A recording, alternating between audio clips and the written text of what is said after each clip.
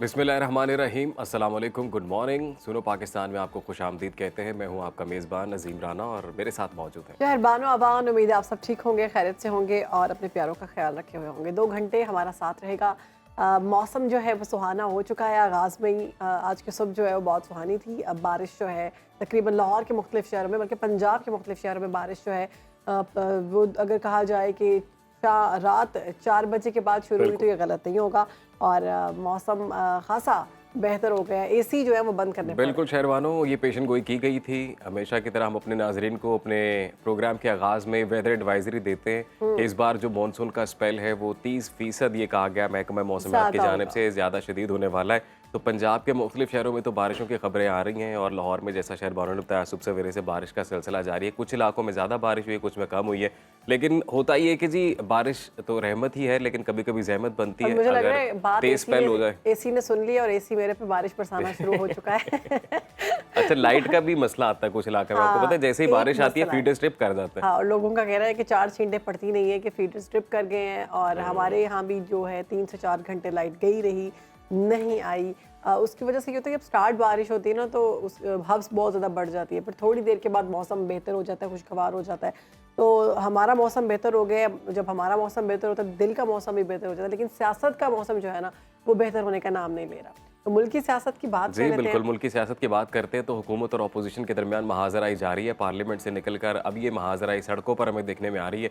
PTI और opposition इत्तेहाद आज मुल्की एहतजाज करने जा रहे हैं जी, मगर सूबाई हुकूमत ने पंजाब भर में 3 दिन के लिए दफ़ा 144 नाफिज की है। जल्द से जुलूस, रैलियों, धरनों पर पाबंदी होगी। दूसरी जानिब आज जमात इस्लामी महंगाई और बिजली के बिलों के खिलाफ इस्लामाबाद के डी चौक में धरना देने जा रही है। मुल्क भर से शहर इक़्तिदार की तरफ काफ़िले रवां दवाएं, मगर धरने की इजाज़त से मुतल्लिक इस्लामाबाद इंतज़ामिया और जमात इस्लामी अभी आमने सामने है। इस्लामाबाद इंतज़ामिया ने धरने की इजाज़त देने से इनकार कर दिया है और अल्टीमेटम दिया है कि जी अगर बगैर इजाज़त जलसा या धरना दिया गया तो सख्त कार्रवाई की जाएगी, जिस पर अमीर जमात इस्लामी हाफिज़ नईमुर्रहमान ने भी खबरदार किया है कि डी चौक में हर सूरत ही धरना होगा। अगर रुकावट डाली गई तो धरने को हुकूमत गिराने की तहरीक में भी तब्दील किया जा सकता है। तो इस तमाम तर सूरत हाल पर बात करेंगे। इसी पर बात करने के लिए हमें ज्वाइन किया है सियासी मुशीर जमात इस्लामी पाकिस्तान डॉक्टर फरीद पराचा साहब हमारे साथ मौजूद है। वेलकम करते हैं पराचा साहब, कैसे हैं आप? जी अल्लाह का करम। ठीक है, अब ये हम सुन रहे हैं कि आज जमात इस्लामी की जानिब से कॉल दी गई है धरने की, और धरने की कॉल दी गई है डी चौक पे हुकूमत के खिलाफ, यानी महंगाई और बिजली बिलों के खिलाफ ये कॉल दी गई है। तो ये डी चौक पर ही क्यों? अच्छा जी, बिस्मिल्लाहिर्रहमानिर्रहीम। आपने कहा मौसम सुहाना हो गया है, जी, लेकिन सियासत का मौसम तो अबर आलूद है। खबर ऐसे ही है। और हुकूमतों के पास एक ही हथकंडा होता है, वो ये समझते हैं कि जी शायद दफ़ा 144 लगा के या रोक के वो एहतजाज को रोक लेंगे। एहतजाज तो घर घर मौजूद है, हर घर के अंदर बिजली का बिल आ रहा सही। है और हर घर में महंगाई की वजह से चूल्हे सर्द हैं, तो एहतजाज तो मौजूद है, आप कहाँ रोकेंगे? फिर ये एहतजाज का हक तो आईने पाकिस्तान ने दिया है, हक के एहतजाज हासिल है आईने पाकिस्तान पुरअमन में, एहतजाज। पुरअमन। और जमात इस्लामी का होता ही पुरअमन है। जी। हमने कोई, हमारी पूरी तारीख में यूं नहीं है कि हमने कोई हमारी तरफ से तोड़ फोड़ हुई हो। हमने तो कभी ट्रैफिक की बत्ती और फूल की पत्ती उसका भी नुकसान नहीं किया। इस लिहाज से अब इंतज़ामिया के साथ इस्लामाबाद की 18 जुलाई को दरख्वास्त दी गई, उनसे बात हुई कि भाई आप हमारे साथ तय कर लें, कोई ट्रैफिक ब्लॉक नहीं होगी, रवां दवां रहेगी। जहां हम धरना देंगे अच्छा। उसकी भी सर्विस रोड्स जो हैं वो रवां रहेंगी, हम इसमें तावन करेंगे, हमारी तरफ से कोई रुकावट नहीं होगी। इंतज़ामिया ने आके देखा भी मौका जहाँ पे हम देना चाहते हैं। फिर उसके बाद पता नहीं कहाँ से उन्हें अहकामात आते हैं, IMF से आते हैं या पता नहीं कहाँ से आते हैं, अचानक सूरत हाल बदल गई। लेकिन कल उन्होंने ये ऐलान कर दिया और ये एक नोटिफिकेशन हो गया आपने कि जनाब पंजाब भर में, इस्लामाबाद में दफ़ा 144 है। नाफिज ये अंग्रेज भी लगाता था, यही दफ़ा 144 अंग्रेज के दौर के साम्राज्य लगा ने दिए किया। हैं। और ये भी बताया जा रहा है कि 70 से ज्यादा आपके जो कारकुन हैं उनको गिरफ्तार कर लिया अब तक के कोई 300 मकामात पे छापे मारे गए हैं हमारे पंजाब में, और जहाँ कोई फर्द नहीं मिला उसके बूढ़े बाप को ले गए हैं, उसके छोटे बच्चे को ले गए हैं। यानी कोई रहम तो इन लोगों के दिलों में नहीं है। जो गिरफ्तार करने वाले हैं उनके घर के बिजली भी इसी तरह से हैं। ये तो अशराफिया है कि जो मुफ्त बिजली ले रही है, और वरना ये छोटा अमला चाहे कोई सरकारी मुलाजम है वो भी इन बिजली के बिलों से तंग है, महंगाई से तंग है। तनख्वाहें तो तनख्वाहदार तबके पे तो इन्होंने और अजाब डाला है। डॉक्टर साहब, आज तो पीटीआई की जानिब से भी एहतजाज की कॉल दी गई है, तो क्या जमात इस्लामी और पीटीआई कोई मुज़ाकरात हुए हैं, को मिल के कर रहे हैं? मेरा ख्याल ये है कि हमारी कॉल तो पहले से थी और एक स्पेसिफिक मौजू पर है। हम महंगाई के ख़िलाफ़ हैं, हम बिजली के बिलों के ख़िलाफ़ हैं, हम IMF की बालादस्ती के ख़िलाफ़ हैं, हम जो है ये टैरिफ और इसमें स्लैब बनाने के इसके ख़िलाफ़ हैं, हम मुफ्त बिजली बिल देने के ख़िलाफ़ हैं। हम ये समझते हैं कि ये कैपेसिटी के नाम पर जो एक लूट मार है, इसका सिलसिला बंद होना चाहिए। ये 6,000 अरब रुपया ये कैपेसिटी के नाम पे ले गए हैं। ऐसे भी कारखाने हैं कि एक दिन भी नहीं खुले और उनको पैसे जो हैं वो मिल रहे हैं। लेकिन डॉक्टर साहब, जुम्मे के दिन का ही इंतखाब क्यों किया गया दोनों जमातों की जानिब से? कोई ये स्ट्रैटेजी है कि मिलकर प्रेशर डाला जाएगा हुकूमत? हाँ, ये शायद अदलिया भी जुम्मे का दिन ही मुंतखब करती है फैसले देने के लिए। देखिए हमारे यहाँ तो जुम्मे का दिन थोड़ा भारी होता है। जुम्मे का दिन इसलिए होता है कि लोग जुम्मे की नमाज पढ़ के अपनी मसाजिद से जुलूस लेके निकलते हैं और एक जगह आते हैं। तो हमारा तो ख़ास तौर पर जुमे का दिन जो है वो इसलिए किया जाता है ताकि लोग जहाँ से चलें जुमे की नमाज भी अदा करें, इकट्ठे होके वो फिर वहाँ पे। तो डॉक्टर साहब, इस एहतजाज की नौयत क्या होगी? कितने दिन तक, कितने अरसे तक ये एहतजाज चलने वाला है? ये तो ऐसा है ना कि जी एहतजाज नहीं है, तहरीक है। इसमें तो एक दिन नहीं है। हम ये समझते हैं कि जी यहाँ रोकेंगे तो जहाँ रुकेंगे हम वहाँ धरना देंगे और उसके बाद शहर शहर धरना, गली गली धरना होगा। और ये मामला जो है ये उस वक्त तक रहेगा जब तक कोई आवाम को रिलीफ नहीं मिले। हुक्मरानों ने तकलीफ तय की हुई है, हमने रिलीफ तय किया हुआ है। यानी आप आवाम की आवाज़ बने। हम ये समझते हैं कि जी लोग आए, लोग आ रहे हैं। मसला तो आम आदमी का है ना जी, हम तो लेके चल रहे हैं। लेकिन ये कि ये मामला तो सिर्फ जमात इस्लामी का नहीं है, ये तो हर आदमी का है। जो है हर आदमी को 4 बिल देने पड़ रहे हैं। एक उसका अपना बिल है कि जो भी वो बिजली इस्तेमाल करे, अंधा बिल है, वो भी बेपनाह है। यानी जो बिजली 16 रुपए यूनिट मिलनी चाहिए थी वो 64 रुपए यूनिट मिल रही है। फिर उसके बाद उसमें जो बिजली नहीं मुफ्त ले रहे हैं उनका भी बिल मैं दे रहा हूँ, आप दे रहे हैं। जो बिजली चोरी कर रहे हैं उनका भी हम बिल दे रहे हैं। जो बंद कारखाने हैं उनका भी बिल दे रहे हैं। लेकिन तो यहाँ आम आदमी को तो कोई ख्याल ही नहीं है। आप सही कह रहे हैं डॉक्टर साहब, आप सही कह रहे हैं। बिलाशुबा महंगाई बहुत ज़्यादा हो गई है, आम आदमी की सकत से बाहर हो गए हैं हालात। लेकिन पाकिस्तान की सियासी तारीख का जब हम जिक्र करते हैं तो आपको नहीं लगता कोई भी हुकूमत उस तरह से तसल्ली के साथ काम कर ही नहीं पाती, अभी पॉलिसी बना नहीं सकती उस तरह से, तो अपोजिशन की जानिब से प्रेशर बिल्डिंग स्टार्ट हो जाती है और फिर गुथम गुथा अपोजिशन और हुकूमत आपस में नजर आते हैं, आवाम कहीं दूर रह जाती है। देखिए ना जी, दावे तो सारों के बड़े होते हैं ना। फिर उसके बाद ये कि मोहलत अमल भी होती है। उस मोहलत अमल में जो काम उनके अपने इख्तियारात में होते हैं वो काम तो वो कर लेते हैं, उसमें तो कोई रुकावट नहीं पड़ती। अपने मुकदमात ख़त्म करवाने हैं वो कर लेते हैं, उसमें तो कोई रुकावट नहीं होती। इसी तरीके से जो उन्होंने कहीं कोई किसी को फिट करना होता है, मुलाजमतें देनी होती हैं, कॉन्ट्रैक्ट पे देनी होती हैं, वो दे देती हैं। 1 रुपए का भी शाहाना अखराजात में कमी नहीं होती। प्रोटोकॉल के अंदर कोई कमी नहीं करता। दावे पहले किसी के कोई होते हैं, किसी को कोई होते हैं, मैं किसी को बहस नहीं करता, लेकिन नताइज तो एक जैसे ही रहते हैं ना। ये जो ख्याल है कि हमें मोहलत नहीं दी गई, तो मसला ये है कि मोहलत अगर कोई किसी पार्टी को 75% दी गई है तो वो 75% का तो हिसाब दें। अगर उनको एक वक्त मिला है कि जो उन्हें 100% के बजाय 75% मिला है तो वो ये तो बताएंगे हमने ये 75%। डॉक्टर साहब, अभी आपका ये कहना है कि हुकूमत ने जानबूझकर आम आदमी के लिए ये महंगाई की है? हम ये समझते हैं कि हुकूमतों के एजेंडे ही नहीं होते, एजेंडे ही और तरह के होते हैं। मसलन ये है कि जमात इस्लामी एक हमें ज़िली हुकूमत मिली कराची में 2-3 मरतबा। अब भी हमारे लोग जो हैं टाउनों के नाज़मीन हैं, हम तो करके दिखा रहे हैं ना। हम तो नहीं कि ये कहते कि जनाब हमसे पहले लोगों ने ये लूटा था, ज़रूर है सारा कुछ, लेकिन जो हमें मौका मिलता है हम उसमें पुल बनाते हैं, हम उसमें कॉलेज बनाते हैं, पार्क बनाते हैं, तालीम गाहें बनाते हैं, अस्पताल बनाते हैं, ट्रांसपोर्ट चलाते हैं, डिलीवर करके दिखाते हैं। कोई करप्शन का इल्ज़ाम नहीं लगता। कोई नहीं कहता कि नेमतुल्लाह खान ने या अब्दुस्तार अफगानी ने या सिराजुल हक ने یا حافظ نعیم الرحمان نے یا اسی طرح ہمارے لوگ جو قومی اسمبلی میں ہیں صحیح کسی نے کوئی 1 روپے کی بھی ٹھیک کرپشن ہے کی ہو. ڈاکٹر صاحب آپ سمجھتے ہیں کہ یہ جو تمام تر آپ کے مطالبات ہیں حکومت سے یہ دھرنوں سے یا احتجاج سے پورے ہو سکتے ہیں حل ہو سکتے ہیں؟ لیکن حکومتوں کو یہ چاہیے کہ دھرنوں سے پہلے ہی لوگوں کی باتیں مانیں, اس لیے کہ کوئی بات غلط ہے یا ہمارے ساتھ بات کریں کہ آپ کی بات غلط ہے, صحیح, آپ یہ کہیں کہ جی آپ کا یہ مطالبہ غلط ہے. ٹھیک, غلط تو وہ ہیں, یعنی ہم اگر کوئی بات کر رہے ہیں تو وہ ٹھیک ہے, ایک جو ہے وہ شاہی خاندان کے ہی ایک آدمی کا چنیوٹ پاورز کے نام سے ہے, 3 مہینے کے اندر 63 کروڑ روپیہ اس کے اوپر لے لیا گیا ہے کیپیسٹی پہ. صحیح, یعنی کچھ بھی نہیں ہے, آپ بند کارخانے. میں تو وہ مثال دیتا ہوں کہ آپ دکان سے سودا لیں تب بھی آپ کو پیسے دینے ہوں گے, نہ لیں تب بھی پیسے دینے ہوں گے, ان کی ہٹی بند ہوگی تب بھی آپ پیسے. یہ کون سی چیز ہے, یہ کہیں ہوتا ہے دنیا میں؟ ڈاکٹر صاحب یہ جو بیان ہے کہ جی اگر دھرنے میں کوئی رکاوٹ ڈالی گئی تو یہ حکومت گرانے کی تحریک میں بھی تبدیل ہو سکتا ہے.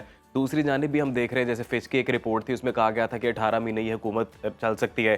بانی پی ٹی آئی کے بیانات آ رہے ہیں کہ جی بلکہ اپوزیشن لیڈر عمر ایوب نے بانی پی ٹی آئی سے ملاقات کرنے کے بعد جو بیان دیا ہے آرمی چیف کے حوالے سے بھی, جو دوستی کا کہہ لیں کہ ایک طرح سے ہاتھ آگے بڑھایا گیا ہے, تو کیا آپ کو لگ رہا ہے کہ یہ ہونے جا رہا ہے, کوئی حکومت جا رہی ہے؟ ان کے پاؤں تلے زمین تو نہیں ہے.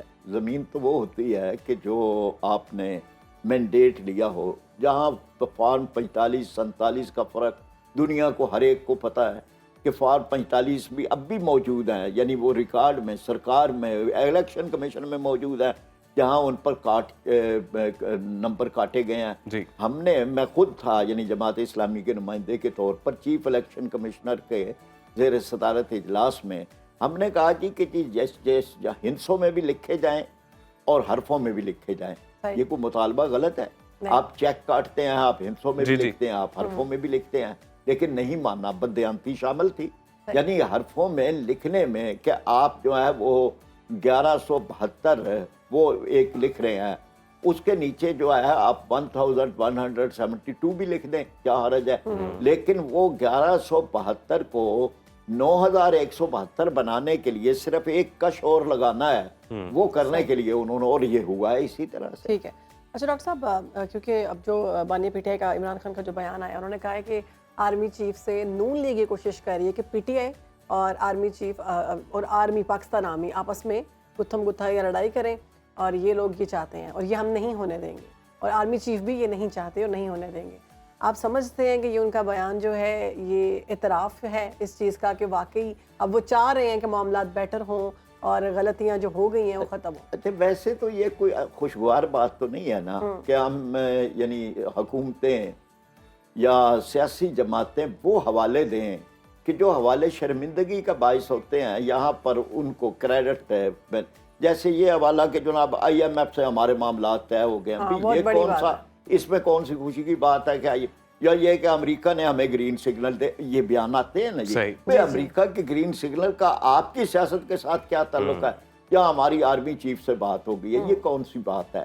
اس میں دونوں اداروں کے لیے, یعنی خود آرمی کے لیے اور سیاست کے لیے یہ بات لمحہ فکریہ ہے کہ کیوں یہ حوالہ ہوتا ہے کہ جی آرمی چیف کا کیا تعلق ہے؟ ان کا تعلق تو ملک کی سرحدوں سے ہے, اس کی حفاظت سے ہے, اور قربانیاں دے رہے ہیں. اپنی آرمی کے جوانوں کی قدر کرتے ہیں, ان کی عظمتوں کو سلام کرتے ہیں کہ جو دفاع وطن کے لیے قربانیاں دے رہے ہیں. لیکن یہ کہ یہ بیانات ہوں کہ جی ہماری بات ان سے ہو گئی ہے, ہماری ڈیل ہو گئی ہے یا نہیں ہوئی, یہ ساری چیزیں اچھی نہیں ہیں. تو ابھی آپ کو لگ رہا ہے ڈاکٹر صاحب کہ اکتوبر نومبر کے بعد کوئی بڑی تبدیلی متوقع ہے سیاست میں؟ یہاں تو ہر چیز ہو سکتی ہے, غیر متوقع کوئی چیز نہیں ہے. یعنی وہ جو ہے نا کہ جی موسم, وہ کہتے ہیں نا جی اچانک ناہموار, ہماری فلائٹ اچانک ناہموار ہو سکتی ہے, تو یہ ہماری فلائٹ بھی اچانک ناہموار ہو جاتی ہے. اور پی ٹی آئی کے ترجمانوں کا یہ کہنا ہے, جاتے جاتے کامنٹ کرتے انہوں نے کہا دسمبر میں ہماری حکومت آ رہی ہے. ایسا ہو سکتا ہے؟ کیا چیز؟ دسمبر میں پی ٹی آئی کی حکومت آ رہی ہے. جی, مطلب پارلیمنٹ کے اندر تبدیلی تو ایک آئینی چیز ہے, یہ تو ہے, لیکن یہ کہ بظاہر اس طرح کی صورتحال نظر نہیں آ رہی.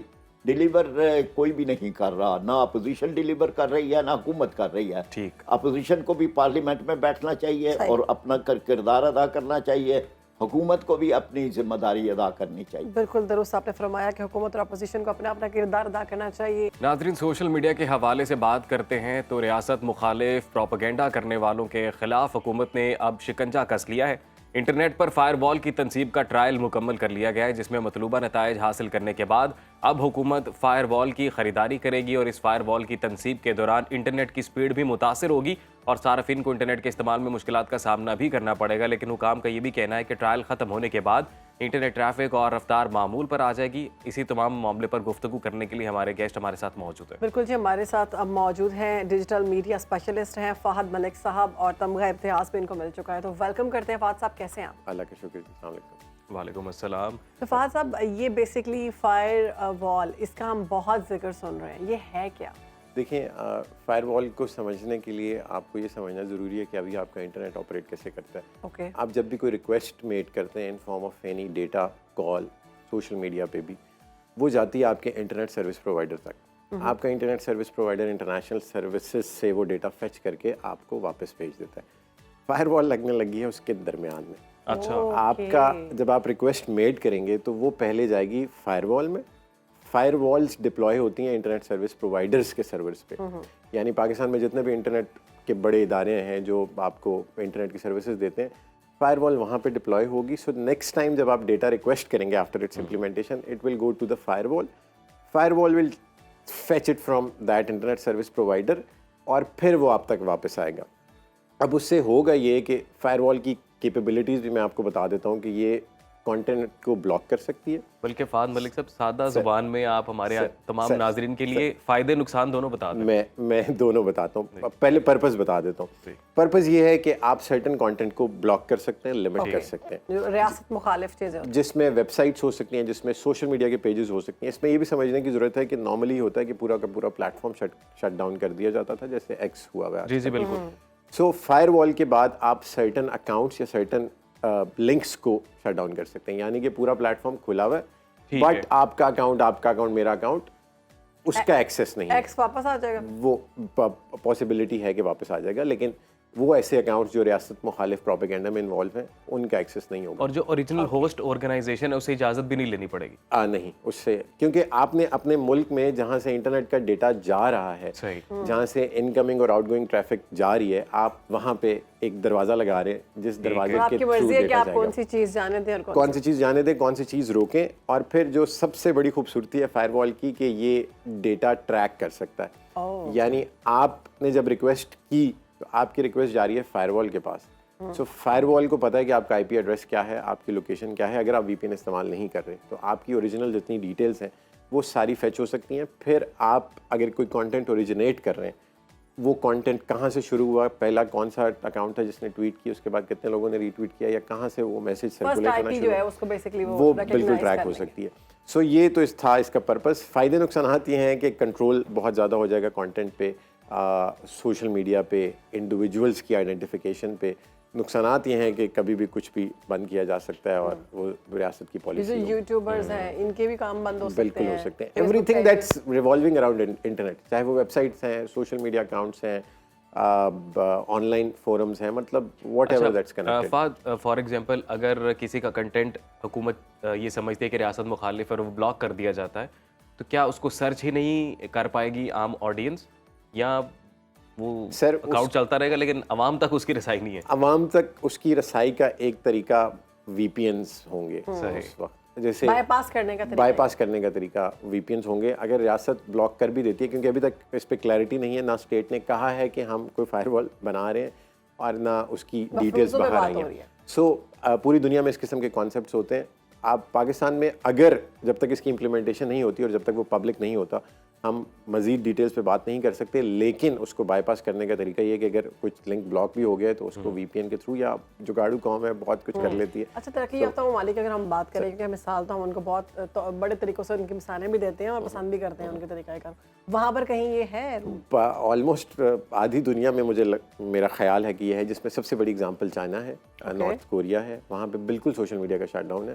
और यूएई भी आई थिंक यूएई है, यूएई में भी आपको ऐसी दुबई चीज़ है। है। बहुत सारी मिसालें आप जो दे रहे हैं।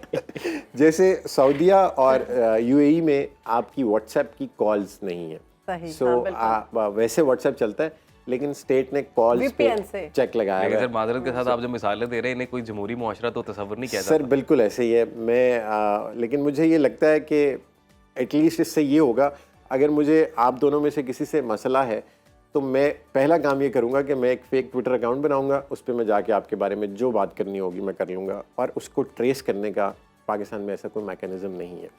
सो उसका, और फिर उसका तरीका ही होता है कि हम FIA या किसी इदारे के पास आप जाएंगे, आप कंप्लेन करेंगे, वो ट्विटर से डेटा एक्सेस की रिक्वेस्ट करेगा, वो नहीं देगा, देगा, उनकी मर्जी है, और उस वक्त तक मैंने आपके खिलाफ जितना प्रोपेगेंडा करना है वो मैं करता रहूँगा। सो ये एक बहुत बड़ा मसला है जिसमें ख़वातीन टारगेट होती हैं, जिसमें इंडिविजुअल्स टारगेट होते हैं, और उसका कोई पाकिस्तान में तो ये ज़्यादा आसान हो गया। आपको पता नहीं है कि क्या सच है क्या झूठ है। सो जो इसका मेजर फ़ायदा मुझे लग रहा है वो ये है कि एटलीस्ट आप लोगों को ट्रैक डाउन कर सकेंगे, इंडिविजुअल्स जो किसी भी रियासत तो चलो है ही, जो आपके खिलाफ या किसी इंडिविजुअल के खिलाफ डिजिटल क्राइम कम होगा। डिजिटल क्राइम कम होगा, लेकिन फिर इसका नुकसान ये है कि फ्री स्पीच और सेंसरशिप। एग्जैक्टली मैं ये पूछने जा रहा था। और दूसरा ये भी कि काफी लोगों का रोजगार अब जुड़ा हुआ है, लोग डिजिटली काम करके पैसा कमा रहे हैं, तो आपकी जितनी अच्छी इंटरनेशनल ऑर्गेनाइजेशंस हैं वो तो फिर डिस्करेज करती हैं ऐसे ममालिक के साथ काम करना भी, कि जहाँ बिल्कुल पर ऐसे ही सर। पाकिस्तान में आज तक कोई ऑर्गेनाइजेशन फेसबुक, एक्स, गूगल अपने ऑफिसेज नहीं एस्टैब्लिश कर पाए, क्योंकि आपके मुल्क से वैसे ही उनको बहुत कम बिजनेस आता है।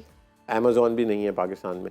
सो इससे नुकसान तो आपको, लेकिन मुझे ये लगता है कि बजाय इसके कि पूरा प्लेटफॉर्म शट डाउन हो, एटलीस्ट उसका किसी हद तक एक्सेस रहना आपके ई कॉमर्स के बिजनेसेस को, आपके ऑनलाइन बिजनेसेस को एटलीस्ट इतनी सपोर्ट तो रहेगी कि प्लेटफॉर्म चल रहा है। अच्छा, खुदा ना खास्ता अगर बंद हो गया कम्प्लीटली, फेसबुक शट डाउन हो जाता है, पाकिस्तान से तकरीबन साल का जो रेवेन्यू जनरेट होता है थ्रू फेसबुक एड्स, वो सारा शट डाउन हो जाएगा, लोगों के ऑनलाइन बिजनेसेस शट हो जाने के। ये भी बातें की जा रही थी कि हमारी जो सर्च हिस्ट्री है, ये जो हम सर्च करेंगे वो लिमिट हो सकता है। उसके बाद ये भी बातें की जा रही थी कि हम व्हाट्सएप पर कॉल पे जो भी बात करेंगे, पहले ऐसा था कि व्हाट्सएप की कॉल रिकॉर्ड नहीं होती, लेकिन अब ये है कि अब वो भी टैप हो सकती है, आपके जो मैसेजेस हैं, चैट है, वो भी सारी रिकॉर्ड हो सकती है। जो पहला आपका सवाल था कि सर्च हिस्ट्री, वो बिल्कुल मॉनिटर होगी, क्योंकि आप जहाँ से रिक्वेस्ट कर रहे हैं डेटा, वहाँ पे आपका डेटा सेव हो रहा है, वहाँ पे आपकी IP जा रही है और आप क्या रिक्वेस्ट कर रहे हैं, so that would be saved, और उसको ट्रैक करने का तरीका भी होगा।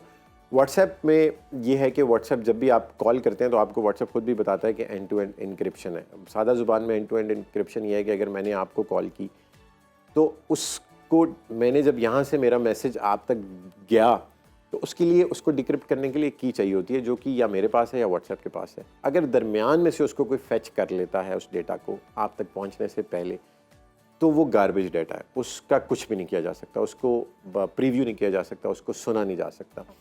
लेकिन व्हाट्सएप समेत बाकी जितने भी इदारे हैं, उनके जहाँ भी वो ऑपरेट करते हैं, उन ममालिक के साथ उनकी ट्रीटीज़ होती हैं कि अगर स्टेट चाहे तो वो डेटा का एक्सेस दिया जा सकता है। इस पे अभी तक कोई क्लैरिटी नहीं है कि स्टेट ने व्हाट्सएप के साथ डेटा लेने का मुआहदा किया है या नहीं। आपने जो बातें बताई हैं तो ऐसा लग रहा है कि कोई मतलब कोई कंट्रोल रजीम टाइप एक सर कंट्रोल 100% कंट्रोल होगा, और इसका जो सबसे बड़ा नुकसान है वो ये कि जो हुकूमत आज इसको इम्प्लीमेंट कर रही है, कल वही इसका निशाना बनेगी। ये तो होता है हर बार। सो स्टेट का बहुत ज़्यादा कंट्रोल होगा। आपके कानून में भी ऐसे ही हुआ था। ओवरऑल आप, मतलब अगर आप स्टेट ये चाहती है कि उस पर क्रिटिसिज्म ना किया जाए और आप तनकीद बर्दाश्त नहीं कर सकते, तो फिर आपको हुकूमत में नहीं होना चाहिए। लेकिन आपको फाद क्या लगता है कि इसके लिए बाकायदा कानून साजी होनी चाहिए? अगर फायरवॉल इंप्लीमेंट होने जा रही है पूरे मुल्क भर में, तो ये मामला पहले पार्लियामेंट में आना चाहिए। सर बिल्कुल, जैसे व्हाट्सएप वाला मामला, व्हाट्सएप की कॉल्स पे भी, और ऐसा नहीं होगा कि मेरी आपकी, मतलब सर्टेन इंडिविजुअल्स की कॉल्स को, वैसे भी आपकी नॉर्मल GSM की कॉल्स तो ट्रैक होती थी, आप किसी का भी डेटा निकाल सकते थे। सो व्हाट्सएप भी it's not, probably not for public. अगर हुकूमत को लगता है कि एक सर्टेन इंडिविजुअल है जो किसी मुखालफती, मैं तो यही समझी कि नो प्राइवेसी, अब कोई privacy 100% no privacy and more control on all sorts of content. ठीक है जी, बहुत शुक्रिया आपके वक्त का, आपने क्लियर कर दिया कि फायरवॉल है क्या। काफ़ी दिनों से शोर मचा हुआ था कि इंटरनेट जो स्लो चल रहा है, इंटरनेट नहीं चल रहा, ये फायरवॉल लग रही है। प्रोग्राम में आगे बढ़ेंगे, बात करेंगे मुल्क की सियासत की और मुल्क की सियासी सियारों की। اور ان کے سیارے کیسے چل رہے ہیں جو ملک کی سیاست کو چلانے کی کوشش کر رہے ہیں، یعنی حکمران جماعتیں اور حکمران جماعتوں کے سربراہ. تو اس میں بات کریں گے. ہمارے ساتھ موجود ہیں ماہر علم فلکیات آغا بہشتی صاحب. آغا صاحب بہت شکریہ آپ کے وقت کا. سر کیا کہتے ہیں اس وقت جتنی بھی سیاسی جماعتیں ہیں ہمارے پاکستان میں، ان کے قائدین کے ستارے؟ بہت شکریہ آپ سب کا، اور میں یہ کہوں گا کہ بسم اللہ الرحمن الرحیم. ایک چھوٹی سی دعا سے پھر اس کے بعد آپ کے سوالات کی طرف آؤں گا. اللہم کل ولیک الحجۃ ابن الحسن صلواتک علیہ وعلی آبائہ فی ہذہ الساعہ وفی کل ساعہ ولیا وحافظا وقائدا وناصرا ودلیلا وعینا حتی تسکنہ ارضک طوعا وتمتعہ فیہا طویلا برحمتک یا ارحم الراحمین. بہت شکریہ. اگر ستاروں کی دنیا سے اگر ہم نظر دہرائیں تو اس وقت جو موجودہ حکومت میں جتنے سیاستدان ہیں بشمول وزیر اعظم کو، جب ہم حساب کتاب لگا کر ستاروں کی دنیا سے دیکھتے ہیں اور اس کے حساب عوام پاکستان پر دیکھتے ہیں، تو ہم یہ کہہ سکتے ہیں کہ اس وقت پاکستان وقت کے ساتھ ساتھ مہنگائی مسائلستان بنتا ہوا نظر آتا ہے. یعنی لوگوں کے حوالے سے پریشانیاں، مسائل، مشکلات، مہنگائی اور ہر طرح کی ذہنی لحاظ سے لوگوں کے لیے کوئی اچھی خبر موجودہ حکومت کی طرف سے ستاروں کی دنیا سے نظر نہیں آتی ہے. کیونکہ ہمارے دار و مدار میاں شہباز شریف پر ہے، اور جب میاں شہباز شریف کو ایز اے وزیر اعظم اس کے عادات اور عوام کے اوپر، پاکستان کے اوپر کتنے با اثر ہوتا ہوا پاکستان نظر آتا ہے، جب اس کے طرف نظر دہراتے ہیں تو بالکل پاکستان زوال پہ نظر آتا ہے، پریشانیوں پہ نظر آتا ہے،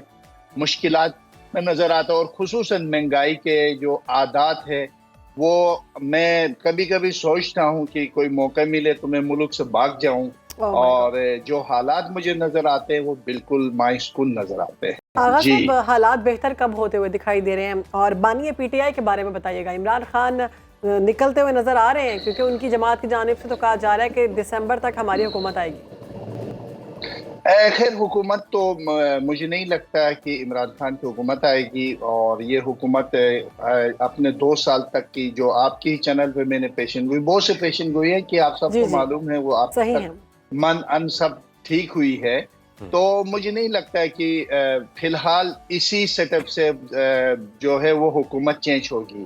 الیکشن ہوں گے، یہ 2 سال کے لیے یہ حکومت مجھے نظر آ رہی ہے. ابھی تقریباً اگلے 5 6 7 8 مہینے تک یہ حکومت مجھے نظر آتی ہے، اور اس کے بعد پھر یہ حکومت چینج ہو جائے گی، الیکشن ہو جائیں گے پاکستان میں. یقینی طور پر اگر ہم عمران خان سے پاکستان دیکھتے ہیں، عمران خان سے عالمی دنیا دیکھتے ہیں، عمران خان سے پاکستان کو عروج دیکھتے ہیں، تو آپ یقین کریں عمران خان کے گھر میں، ان کے ذائچے میں عروج ہے، خوشحالی ہے، بلندی ہے، کامیابی ہے، بہتری ہے. اور شاندار طریقے سے عمران خان پاکستان کے عوام کے لیے بہت سے خوشیوں کے ساتھ اور 100% عمران خان لوٹ کے دوبارہ پاکستان میں آ رہا ہے. یہ ستارے کہہ رہے ہیں یا پھر آپ کہہ رہے ہیں؟ نئے ستارے کہہ رہے ہیں، ستاروں سے بات کرتے ہیں یہاں پر، کیونکہ یہ نیشنل ٹی وی ہے، یہاں پر کوئی کسی پارٹی کی نمائندگی نہیں ہے یہاں پر. تو آغا آپ صاحب کو پتہ ہے نا میں اکیلے ابھی قبل از وقت انتخابات کی آپ بات کر رہے ہیں، تو اس کے بعد پھر حالات بہتر ہو جائیں گے ملک کے؟ 100% بہتر ہو جائیں گے. کیونکہ ہم اگر عمران خان کے تھرو اور پھر شہباز شریف اور پھر ہمارے چیف آف آرمی اسٹاف ہے اس کے تھرو دیکھتے ہیں، تو Imran Khan chief of army staff کے تھرو دیکھتے ہیں تو پاکستان میں بلندیاں، خوشحالی، اور اگر 1 سال تک بھی یہ دونوں مل کر چلیں گے تو پاکستان سعودی عرب سے بھی آگے جائے گا. کیونکہ ستارے بالکل چینج ہو جاتے ہیں، ایسے چینج ہوتے ہیں ہم دیکھ کے کبھی کہتے ہیں یار کیوں نہیں ہماری بات سنتے. پچھلے 2 سال سے ہم یہ کہتے آ رہے ہیں کہ جناب عمران خان کے علاوہ اس سے پاکستان بہتر ہوگا، اس کے علاوہ نہیں ہو سکتا. معاشرے جو سیٹ اپ ہے حکومت کی جانب سے جو پی ٹی آئی پر پابندی لگائی جانے کی کوشش کی جا رہی ہے، یہ لگ جائے گی؟ ستارے کیا کہتے ہیں؟ بالکل نہیں لگ جائے گی. اگر میں تحریک انصاف کو اگلی حکومت پاکستان تحریک انصاف کو دیکھ رہا ہوں، اور یہ جو جتنے سیاستدان ہیں یہ پس پردے چلے جائیں گے، اور پاکستان تحریک انصاف پھر اپنے عروج کے ساتھ، دبدبے کے ساتھ، روب کے ساتھ، اور عمران خان کو وزیر اعظم بنتے ہوئے ستاروں کی دنیا سے یا ستاروں کی روشنی سے دیکھ رہا ہوں. آغا صاحب آپ کہہ رہے ہیں کہ اسٹیبلشمنٹ اور پی ٹی آئی اگر مل کر چلے تو پاکستان سعودی عرب سے بھی آگے چلا جائے؟ 100%। देखिए मैं आपको बताऊं, इस वक्त दालू और मेज़ान के जो सियारे हैं वो हमारे चीफ ऑपरेटिव स्टाफ के हैं, और उसी के घर दोनों के मुताबिकत, और फिर पाकिस्तान के उरूज इमरान खान के भी 56 और 18 घर हैं। और इसको जब हम हिसाब किताब लगा के पाकिस्तान के जो सियारे हैं उसमें डालते हैं, तो आपको मैं यकीन से कह सकता हूं कि पाकिस्तान सऊदी अरब को क्रॉस कर जाएगा, और 1 साल के बाद पाकिस्तान के अंदर जो तब्दीलियां आएंगी, जो बेहतरी की तरफ जाएगी, महंगाई की कमी आएगी, IMF से तकरीबन जो है मामलात जो है वो खत्म हो जाएंगे, और बेहतर मुस्तकबिल इमरान खान और स्लेशमिन के दरमियान है, बाकी मौजूदा हुकूमत के दरमियान बिल्कुल नहीं है। अगर साहब पाकिस्तान सऊदी अरब को किस चीज में क्रॉस कर जाएगा, मतलब मौशी एतबार से क्रॉस कर जाएगा? जी, माशी एतबार से, जो महंगाई है उस एतबार से, और अपनी जो पावर है, एक पाकिस्तान की एक ताकत है, वो ताकत जो है वो पूरी दुनिया मानने शुरू कर देंगे। पाकिस्तान हमारी पूरी दुनिया में देखते हैं ना, तो पाकिस्तान इतना ताकतवर मुल्क है। जब हम अफवाज पाकिस्तान को देखते हैं तो पाकिस्तान इतना ताकतवर नजर आता है कि इसके सामने तो जो सामने हमारी जो इंडिया है, हमारी फौज के सामने वो तो लंबड़ी नजर आती है। तो इतनी पावर है। जी, आलमी मंजरनामे की बात कर लेते हैं। अमेरिका में इलेक्शंस होने जा रहे हैं नवंबर में, सदारती इलेक्शंस। क्या समझते हैं, कैमला हैरिस जीतेगी या डोनाल्ड ट्रंप? डोनाल्ड ट्रंप जीतेगा, और बहुत आसानी से जीतेगा, और जबरदस्त तरीके से जीतेगा। और आप लोग ये लिख के रखिएगा, और अमेरिका की तारीख का सबसे ज्यादा वोट लेकर ट्रंप की प्रेडिक्शन कर रहे हैं, हमने लिख लिया। जी जी जी जी, ट्रंप के कर रहे हैं जी। और उसके बाद हालात मजीद बेहतर होंगे फिर पाकिस्तान के लिए। अच्छी खबरें आगे इलेक्शन मौजूदा सेटअप के साथ। लोग कहते हैं मैं इस तरह की पेशन गोइयां, पिछले इलेक्शन में जब ये पाकिस्तान तहरीक इंसाफ आपके चैनल पे मैंने 3-4 प्रोग्राम कर चुका, उठा के देखें, उस वक्त भी मैंने कहा था अगर किसी को सब्जियां दे, दरख्त दे, कुछ भी दे, इमरान खान जीतेगा, और आप गवाह है। मैंने ये बातें की, और सब दीगर एस्ट्रोलजर कहते नहीं इमरान खान खत्म हो गया, PTI खत्म हो गई, PTI। मैंने कहा PTI ही जीतेगी पाकिस्तान। तो आगा साहब, अलग बेस है यहाँ हम। आगा साहब जी, नवाज शरीफ का भी बताइएगा, और आसिफ अली जरदारी साहब, बिलावल भुट्टो साहब, इनका सियासी मुस्तकबिल क्या होता है, इस हवाले से क्या पेशन गोई करेंगे आप? नवाज शरीफ साहब तो खैर मेरे तो लीडर है, हम पाकिस्तान के लीडर हैं, वो आहिस्ता आहिस्ता पसे पर्दे जाते हुए नजर आते हैं। और मरियम नवाज शरीफ जो है पाकिस्तान मुस्लिम लीग नून के हिसाब से बहुत आगे बढ़ती हुई नजर आती है, तरक्की करती हुई नजर आती है। और पाकिस्तान मुस्लिम लीग नून आने वाला वक्त, नोट करिएगा, नून के हवाले से बात हो रही है, सबसे ताकतवर, और मियाँ शहबाज शरीफ और इनकी जितनी फैमिली है, उनके बच्चे, हम क्योंकि हमेशा हमारा काम है ये पसे पर्दे जाते हुए नजर आते हैं। और ये मियाँ शहबाज शरीफ के लिए आखिरी चांस। आगे जो भी आप सियासत में देखेंगे वो मरियम नवाज शरीफ को देखेंगे, और उसके सितारे पार्टी के हिसाब से मियाँ शहबाज शरीफ और शहबाज शरीफ से मरियम के जो सितारे हैं वो बहुत बुलंद नजर आते हैं, बहुत जबरदस्त नजर आते हैं। भुट्टो और आसिफ भुट्टो के बारे में बताइएगा। बिलावल भुट्टो जो है वो आहिस्ता आहिस्ता बेहतरी की तरफ जा रहे हैं, जिस तरफ बेहतर होने चाहिए वो अभी नहीं है। कुछ सियासी मेरे ख्याल से कुछ फैसले या तो गलत हो रहे हैं, या कुछ ऐसे काम हो रहे हैं। तो पिछले तो मैं तो इस बात के भी करीब पहुंच चुका था कि इनके सितारों को देखते अगर थोड़ा सोच समझ कर सदारत न लेता आसिफ अली जरदारी, मुमकिन था शहबाज शरीफ से बेहतर जो है वो बिलावल भुट्टो होता। आगा ये भी बताइएगा कि आसिफा भुट्टो के बारे में बड़ी प्रेडिक्शंस की जा रही हैं, जो सियासतदान हैं और उनकी जानिब से भी, और जो तज्जिया निगार है सियासी, वो भी कहते हैं। आपके सितारे क्या कह रहे हैं? देखो, आसिफा भुट्टो साहिबा जो है वो एक पार्ट सियासत की जरूर है, मगर आने वाला वक्त जो है वो मैं आपको बताऊं, मुराद सईद, आसिफ अपना मरियम, और साथ साथ जनाब अली बिलावल भुट्टो के दरमियान मुकाबले होंगे। और वक्त के साथ साथ जो है वो मुराद सईद के जो सितारे हैं वो शानदार नजर आते हैं। जबरदस्त। बाकी ये सब जितने ये पसे पर्दे चले जाएंगे। ठीक, बहुत शुक्रिया आगा बश्ती साहब, आपने वक्त। नाज़रीन, कानूनी महाज पर बड़ी और अहम डेवलपमेंट एक सामने आई है। मखसूस नशिस्तों से मुतल्लिक़ अदालती फैसले पर अमल दरामद का वक्त खत्म होने से पहले इलेक्शन कमीशन ने बड़ा फैसला कर लिया है। इलेक्शन कमीशन ने सुप्रीम कोर्ट के फैसले पर जुज़वी अमल दरामद करते हुए 39 MNAs को तहरीक इंसाफ का कारकुन तस्लीम कर लिया है, और PTI से वाबस्तगी का सर्टिफिकेट जमा कराने वालों का नोटिफिकेशन जारी कर दिया है। इसके साथ ही ज़राए के हवाले से ये भी खबरें आ रही हैं कि इलेक्शन कमीशन ने PTI के पार्टी स्टेटस से मुतल्लिक़ अबहाम दूर करने के लिए सुप्रीम कोर्ट से रजू करने का फैसला कर लिया है। इलेक्शन कमीशन का कहना है कि PTI का इंट्रा पार्टी इलेक्शन तहाल ज़ेर इल्तवा है, पार्टी ढांचा मौजूद नहीं है, सुप्रीम कोर्ट रहनुमाई करे कि किस अथॉरिटी के तहत पार्टी टिकट्स और फहरिस्तों को माना जाए। इसी पर बात करने के लिए हमारे साथ मौजूद हैं माहिर कानून है जस्टिस रिटायर्ड शाइक उस्मानी साहब। वेलकम करते हैं आपको उस्मानी साहब। इलेक्शन कमीशन ने सुप्रीम कोर्ट के फैसले पर अमल दरामद शुरू कर दिया है, मगर साथ ही फैसले पर रहनुमाई के लिए सुप्रीम कोर्ट से रुजू करने का फैसला भी सामने आ रहा है। इलेक्शन कमीशन के फैसले पर अब हम देख रहे हैं कि वो अभाम का शिकार है, रहनुमाई लेना चाहता है इस सारी सूरत हाल में। सूरत हाल कहाँ जाती हुई देख रहे हैं आप? बात तो ये है कि जो जजमेंट अनाउंस की थी सुप्रीम कोर्ट ने वो कंप्लीट जजमेंट नहीं थी, वो ब्रीफ जजमेंट थी। कंप्लीट जजमेंट तो अभी अनाउंस नहीं हुई। तो लेकिन जो चीज़ें के सामने आई हैं वो जिसमें उन्होंने ये कहा है कि जिन लोगों ने तहरीक इंसाफ के नाम पे इलेक्शन लड़ा था उनको सीट दे दें आप। ये तो खैर लॉजिकल लगता है कि ठीक है, अगर उन्होंने तहरीक इंसाफ अपने आप को तहरीक इंसाफ पार्टी का मेंबर डिक्लेयर किया था तो उनको तो मिल जानी चाहिए, वो उनको दे दें। तो वो तो इलेक्शन कमिश्नर ने बड़ी अक्लमंदी की है कि उसको एक्सेप्ट किया, क्योंकि अगर इसको इनकार करती तो फिर उसको प्रॉब्लम हो जाता। लेकिन वो उसने उसको एक्सेप्ट कर लिया और उसको दे दिया, उनको नोटिफिकेशन भी शुरू हो गई। यहाँ तक तो वो उन्होंने जो सुप्रीम कोर्ट का जो शॉर्ट ऑर्डर है उसको ओबे कर दिया। लेकिन जो मुश्किल है वो उन लोगों के लिए है जिन्होंने कि इंडिपेंडेंट के तौर पे इलेक्शन लड़ा था, और इलेक्शन जब लड़ा था इंडिपेंडेंट के तौर पे तो अब उनको वो जो सुप्रीम कोर्ट का जो ऑर्डर है उसमें ये कि उनसे एफिडेविट लिया जाए और तस्दीक किया जाए, सब कुछ करके उसके बाद उनको भी अगर वो तस्दीक हो जाती है तो उनको तहरीक इंसाफ का मेंबर तस्वर की जाए। अब सवाल ये पैदा होता है कि वो किस तरीके से वो उसकी तस्दीक हो। ये चीज़ तो एडमिनिस्ट्रेटिव मैटर है, इससे तो कोर्ट से कोई ताल्लुक नहीं है। ये तो यकीनन एक एडमिनिस्ट्रेटिव चीज़ है जो कि करनी पड़ेगी इलेक्शन कमिश्नर को। अब इलेक्शन कमिश्नर को ये मुश्किल ये पड़ रही है, सही बात भी है, कि वो कैसे करे। तो इसके लिए उसने कहा कि भाई आप हमें एक्सप्लेन करें कि हम कैसे करें।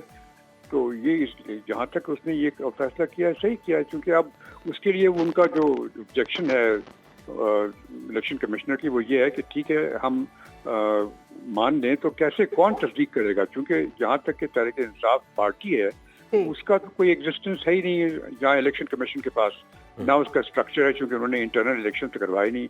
उसका स्ट्रक्चर कौन है, उसका चेयरमैन कौन है, उसका सेक्रेटरी कौन है, कुछ भी नहीं है। तो कौन तस्दीक करेगा, ये वो कह रहा है जी। तो अब इसके लिए मेरे ख्याल में सुप्रीम कोर्ट को काफी मुश्किल पड़ेगी इस मामले को तय करने में। शाइक उस्मानी साहब, इलेक्शन कमीशन का मौक़िफ़ ये है कि पीटीआई इंट्रा पार्टी इलेक्शन के इस्तेहाल जो है वो इलेक्शन कमीशन में ज़ेर इल्तवा है और किस अथॉरिटी के तहत पार्टी टिकट्स और फहरिस्तों को माना जाए। तो ये सवाल जो है ये कानूनी तौर पर कितना दुरुस्त है?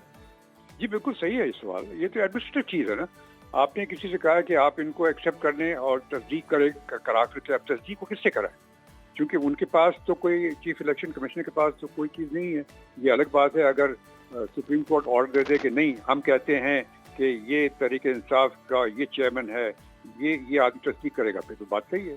तो वो तो बात नहीं हुई ना। तो ये जो इनकम्प्लीट जजमेंट थी, और पता नहीं शायद जो डिटेल जजमेंट में शायद लिखा उन्होंने, लेकिन ये जजमेंट यकीनन इनकम्प्लीट थी और ऐसे इम्पोर्टेंट मौके पर इनकम्प्लीट जजमेंट देना नहीं चाहिए। क्या मतलब, यानी कि पहले पीटीआई को इंट्रा पार्टी इलेक्शंस करवाने चाहिए, उसके बाद फिर ये मामला आगे बढ़ेगा?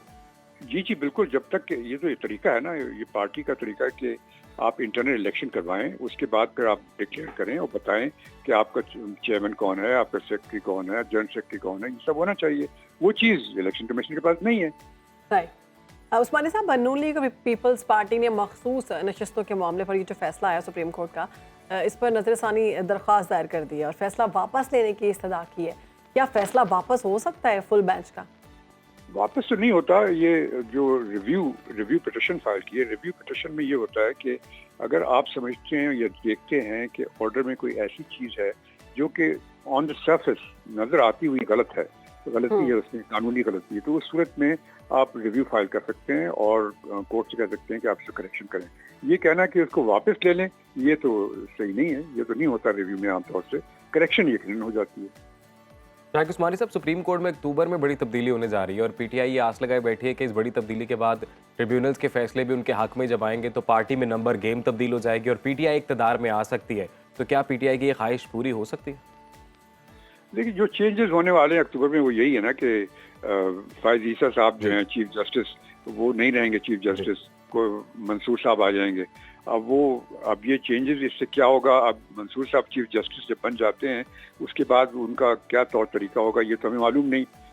वो तो जब पोजीशन में आएंगे तो पता चलेगा क्या होगा, लेकिन उससे ये एक्सपेक्टेशन लेना कि सारी सिचुएशन चेंज हो जाएगी, मेरे ख्याल में ये उनकी गलत फहमी है तहरीक-ए-इंसाफ की। बहुत शुक्रिया आपका शाइक उस्मानी साहब, आपने अपना कीमती वक्त निकाला, सुनो पाकिस्तान को वक्त दिया। और इस वक्त कानूनी सूरत हाल जो बनी हुई है मखसूस नशिस्तों के मामले को लेकर, उससे मुतल्लिक रहनुमाई कर रहे थे जी। तो प्रोग्राम में आगे बढ़ते हैं शहरबानो। बिल्कुल जी, आगे बढ़ते हैं और बन्नू वाक़े का जिक्र करते हैं। आपको बताते चलें कि गुज़श्ता रोज़ इस वाक़े से मुतालिक सूबाई एपेक्स कमेटी का अहम बैठक बैठी थी, जिसमें सदारत वज़ीर आला खैबर पख्तूनख्वा अली मीन गड्डापुर ने की। इजलास में कोर कमांडर पेशावर समेत आला अस्करी हुकाम, चीफ सेक्रेटरी और IG समेत दीगर अफसरान ने शिरकत की। एपेक्स कमेटी ने अमन जिरगे के तमाम मुतालबा तस्लीम करते हुए तमाम खदशात दूर कर दिए। इसी पर बात करेंगे, हमारे साथ मौजूद है सुनो न्यूज़ के पेशावर से ब्यूरो चीफ बिल्कुल शहरबानो यासिर हुसैन से भी बात करेंगे, लेकिन साथ ही साथ ये भी बताएं कि जी इजलास के बाद जारी एलामे के मुताबिक अस्करी इदारों ने जो वाजे किया है वो ये है कि जी KP में कोई ऑपरेशन नहीं होने जा रहा। दहशतगर्द अनासर के खिलाफ जो कार्रवाई है वो पुलिस और CTD करेगी। सरहद के करीब ऐसे इलाकों में जहां पुलिस कार्रवाई ना कर सके वहां फौज की मदद ली जाएगी। उधर ये भी खबरें सामने आ रही हैं कि जी हुकूमत और जिरगे के दरमियान मुआहिदे के बाद पुलिस ने बन्नू में ग्रैंड क्लीन अप ऑपरेशन शुरू कर दिया है और ये बताया जा रहा है कि इस ऑपरेशन में अब तक 1 दर्जन से ज़्यादा जो मुश्तबा अफराद हैं उन्हें गिरफ्तार कर लिया गया है। तो ये बन्नू में सूरत हाल है। और बन्नू वाक़े से मुतल्लिक बिलखसूस DG ISPR की जानिब से भी प्रेस कॉन्फ्रेंस करते हुए कहा गया था कि जो रैली वहाँ पर निकाली गई थी उस रैली के अंदर कुछ ऐसे अफराद मौजूद थे जो असला बरदार थे, जिनके पास असला था और उनकी जानिब से कर चुके हैं। उनसे बात कर लेते हैं। यासिर, हमें बताइएगा कि ये जो बन्नू वाक़या है इसके मुतालिक एपेक्स कमेटी का अहम इजलास हुआ, इस इजलास में क्या हुआ और बड़े फैसले जो सामने आए हैं वो क्या क्या थे? जी देखें, ये एपेक्स कमेटी का जो इजलास था तकरीबन 2 घंटे तक जारी रहा और इसमें 16 निकाती एजेंडा था जो बन्नू उमायदीन और जरगा के अरकान ने सामने रखा था और 16 के 16 जो इनके मुतालबात थे वो मंजूर कर लिए गए हैं। उसमें जो सबसे ज़्यादा मुतालबा था वो यही था कि जो पुलिस की नफरी है उसको बढ़ाया जाए, पुलिस के नाकों को भी बढ़ाया जाए और साथ साथ जो 15 जुलाई की रात और सुबह जो धमाका हुआ था उस धमाके के बाद जो नुकसान हुए थे उसका फौरी तौर पर अजारा किया जाए। साथ साथ उन्होंने ये भी कहा कि पुलिस की नफरी जहाँ पर है वहाँ पर CTD के एहलकारों को भी तैनात किया जाए, जबकि पाक आर्मी को बैक पे रखा जाए और जो बॉर्डर के एरियाज हैं वहाँ पर भी पाक फौज ही तैनात हो। इसी तरह जो मुसल्लह और गैर मुसल्लह अफराद की कार्रवाइयाँ जारी हैं उनके खिलाफ भी कार्रवाइयाँ पुलिस और CTD ही करेगी। जहाँ जरूरत पड़ेगी वहाँ पर पाक फौज ही होगी। इसी के साथ साथ जो जद्दा अरकान ने सिक्योरिटी के हवाले से जो तहफ़्फ़ुज़ात का इज़हार किया कि बन्नू में जो आए रोज़ वारदातें होती रहती हैं और ख़ास तौर जो टेररिज्म के वाक़यात होते हैं इसकी रोकथाम के लिए पुलिस और CTD को बरवक्त कार्रवाइयों की ज़रूरत है। साथ जो नुकसानात के हवाले से उन्होंने कुछ रखा, तकरीबन जिस दिन धमाका हुआ उसमें कई दर्जनों घर भी मुतासिर हुए, दुकानें भी मुतासिर हुई और उनके साथ साथ जो है कई घर शदीद मुतासिर हुए, तो फौरी तौर पर उनकी जो पेमेंट है वो भी अदा की जाए। इस मौके पर वज़ीर आला KPK ने भी उनको तमाम तर यकीन दहानियाँ कराते हुए फौरी तौर पर आज बन्नू जाने का ऐलान भी किया और आज 2 बजे बन्नू में बाकायदा एक जलसा मुनक्किद किया जा रहा है अमन पासून के नाम से और इस जलसे में बाकायदा वज़ीर आला KPK जो 16 निकाती एजेंडा पेश किया गया है उसकी मंजूरी भी देंगे और अहम ऐलानात भी करेंगे। और यासिर हुसैन, वहाँ पर कुछ गिरफ्तारियाँ भी अमल में लाई गई हैं, उन गिरफ्तारियों से मुतल्लिक भी बताइएगा। जी देखें, वो जो टेररिज्म में जो मुलव्विस अफराद हैं वो गिरफ्तारियाँ अमल में लाई गई हैं, उनसे बाकायदा तफ्तीश का अमल भी जारी है। जुडिशल इंक्वायरी का भी मुतालबा किया गया है और जुडिशल इंक्वायरी के लिए वज़ीर आला KPK ने बाकायदा उनसे वादा भी किया है कि जुडिशल इंक्वायरी भी की जाएगी और इस हवाले से उन्होंने फौरी तौर पर मुशीर इत्तलात बैरिस्टर सैफ को हिदायत भी दी है कि वो इब्तदाई तौर पर तमाम डॉक्यूमेंटेशन पूरी करें। देखें जी ठीक है जी, ये तमाम तर सूरत हाल पर बात करने के लिए हमारे साथ मौजूद थे ब्यूरो पेशावर यासिर हुसैन, बता रहे थे बन्नू वाक़े के हवाले से। नाज़रीन, बात करते हैं बैरून मुल्क जाने के ख्वाहिशमंद पाकिस्तानी नौजवानों के बारे में। मुआशी बदहाली, महंगाई के पेश नज़र पाकिस्तानियों की एक बड़ी तादाद, ख़ास तौर पर नौजवान मुख्तलिफ स्कॉलरशिप्स और बेहतर रोज़गार की तलाश में बैरून मुल्क जाने की कोशिशें कर रहे हैं। 2023 में तकरीबन 10 लाख पाकिस्तानी नौजवान बेहतर मुस्तकबिल के लिए बैरून मुल्क चले गए। ये इदाद शुमार बताते हैं कि जी पाकिस्तानी नौजवानों की एक बड़ी तादाद अपने मुस्तकबिल को संवारने के लिए मुख्तलिफ ममालिक की तरफ देख रही है। बैरून मुल्क जाने के फ़ायदे और मुश्किलात क्या हैं, वहाँ के तालीमी और काम के माहौल के बारे में क्या तवक्कुआत रखी जा सकती हैं, ये सब जानते हैं हमारे मेहमान। हमारे साथ कंसल्टेंट मोहम्मद अबू बकर मौजूद हैं। बिल्कुल, आपको वेलकम करते हैं अबू बकर। हमें बताएं कि हमारे नौजवान जो बाहर जाना चाहते हैं स्टडी वीज़े पर, बेहतरीन कौन सी ऐसी कंट्रीज़ हैं जहाँ पर वो अभी अप्लाई कर सकते हैं? बहुत शुक्रिया जी। सबसे पहले तो मैं आपका शुक्रिया अदा करता हूँ कि आपने आईडीफाई कंसल्टेंट्स की जानिब से मुझे स्टूडेंट्स के इन मसाइल को और अपॉर्चुनिटीज़ को डिस्कस करने का मौका मिला। अच्छा, एक इसमें सबसे पहले तो ये है कि स्टूडेंट्स के लिए बेशुमार अपॉर्चुनिटीज़ हैं, डिफरेंट ममालिक हैं, उनकी डिफरेंट रिक्वायरमेंट्स हैं, डिफरेंट उनके जो है ना वो अखराजात हैं। देखना स्टूडेंट ने सबसे पहले ये है कि वो किस तरफ लाई कर रहा है, कौन से कंट्रीज़ ऐसे हैं जो उसको अच्छी अपॉर्चुनिटीज़ दे रहे हैं, जिधर उसका जो है ना अच्छा मुस्तकबिल बन सकता है। तो सबसे पहले तो यहाँ से किसी ना किसी कंट्री की तरफ उसने मूव करना है और अपनी प्रोफाइल के मुताबिक।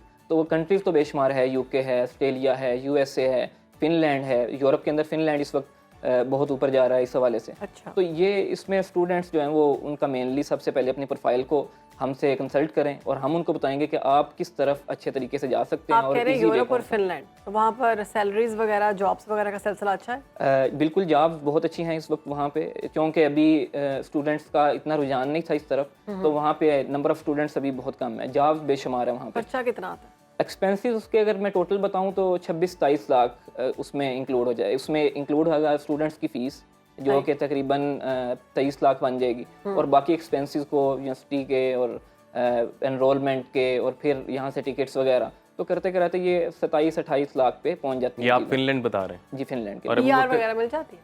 जी, पीआर बिल्कुल। पीआर का असल में वे आउट ये होता है, स्टूडेंट्स चाहते हैं कि हमें पहले दिन पीआर मिल जाते हैं, लेकिन ऐसा कभी भी मुमकिन नहीं होता। स्टूडेंट्स को सबसे पहले अपनी एजुकेशन के ऊपर फोकस करना चाहिए, और एजुकेशन के ऊपर फोकस करते हुए उनको अपनी स्किल्स भी डेवलप करनी चाहिए, सिर्फ जॉब्स के पीछे ना पड़े रहें। तो इसमें बेसिक ये है कि अपनी स्किल्स को जो है ना वो फोकस करें, उनके ऊपर काम करें, और अपनी स्टडीज़ के साथ साथ अब पार्ट टाइम जॉब्स करें ऐसी जो उनकी प्रोफाइल के मुताबिक हो, एजुकेशन के मुताबिक हो।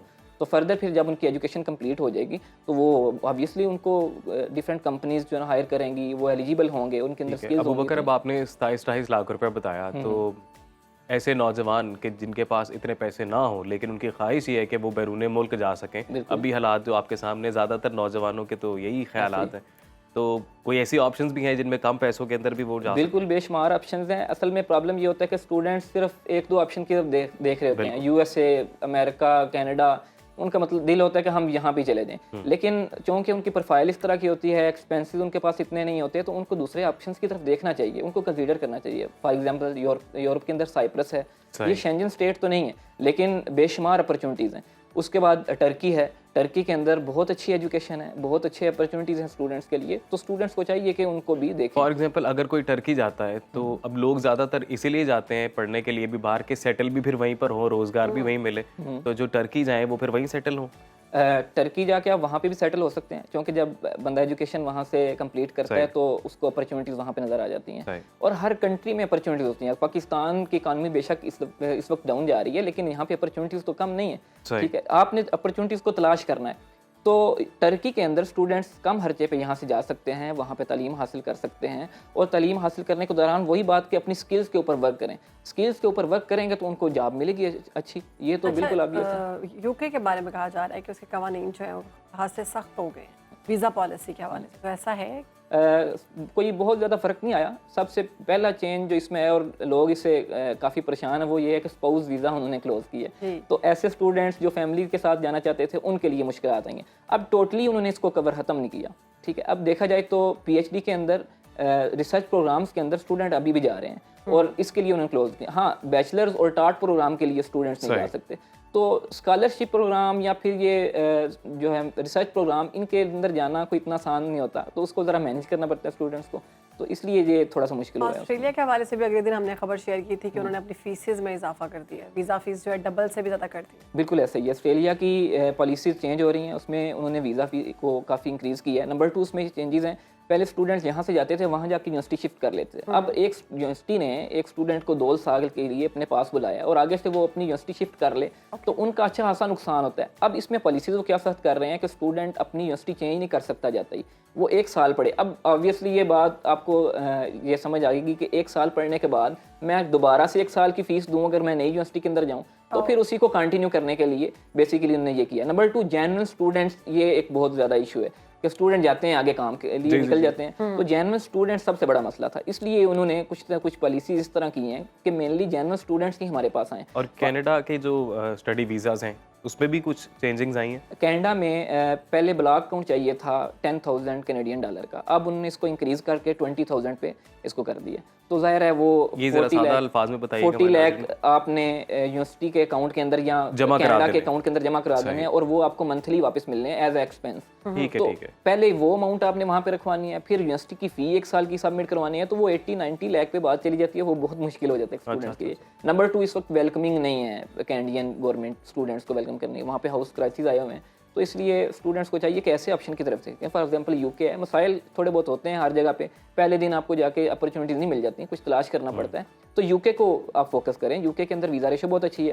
سائپرس کو فوکس کریں, یہاں پہ بھی ویزا ریشو بہت اچھی ہے. نمبر 3, فن لینڈ, اگر یورپ جانا چاہتے ہیں فن لینڈ بہت اچھا آپشن ہے. اور سویڈن کا بھی کہا جاتا ہے. بالکل, سویڈن کے اندر بھی جو ہے نا آپ فیملیز کے ساتھ جا سکتے ہیں اور وہ بھی شینجن اسٹیٹ میں آتے ہیں, وہ بھی ایک بہت اچھا اپرچونیٹی ہے. پرتگال کے بارے میں کہتے ہیں کہ وہاں جائیں تو وہاں پہ آپ کو PR مل جاتی ہے, کیا سی بیسیکلی آپ کسی بھی کنٹری کے اندر جب انٹر ہوتے ہیں اور وہاں پہ جا کے بے شک اسٹڈی کرتے ہیں, کوئی بھی کسی نہ کسی روٹ پہ جاتے ہیں, تو وہاں پہ امیگریشن حاصل کرنا یہ ایک ہر اسٹوڈنٹ کا جو مقصد ہوتا ہے, اور ایک یہ ویژن یہاں سے لے کے جاتا ہے. اب پرابلم یہ ہے کہ آپ کس روٹ کو فالو کرتے ہیں. فار ایگزامپل آپ اسٹڈی پہ جا رہے ہیں, اسٹڈی کرنے کے بعد آپ وہاں پہ کوئی اسپانسرشپ جاب ڈھونڈیں اپنی فیلڈ کی ریلیٹڈ. اب اپنے فیلڈ کے ریلیٹڈ جاب تب بھی ملے گی جب آپ کے اندر سکلز پیدا ہوں گی. آپ اسٹڈیز کے دوران صرف جو نا کام نہ کریں, اپنی جو نا وہ ڈیولپمنٹ کریں, اپنی سکلز کو ڈیولپ کریں, انٹرنشپس کریں.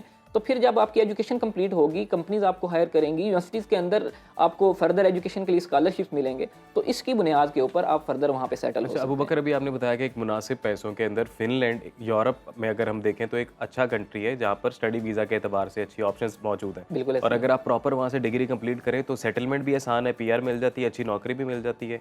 اچھا, اس میں ابھی اس میں ریسنٹ چینج ہوا ہے. چینج اس میں یہ ہوا ہے کہ پہلے فن لینڈ میں ایجوکیشن اپنی کمپلیٹ کرنے کے بعد 2 سال مزید آپ وہاں پہ رہتے تھے تو آپ کو PR مل جاتی تھی. اب انہوں نے اس کو تھوڑا چینج کر کے 8 سال پہ لے گئے ہیں total tenure including your education. لیکن اس میں یہ کوئی پرابلم والی بات نہیں ہے.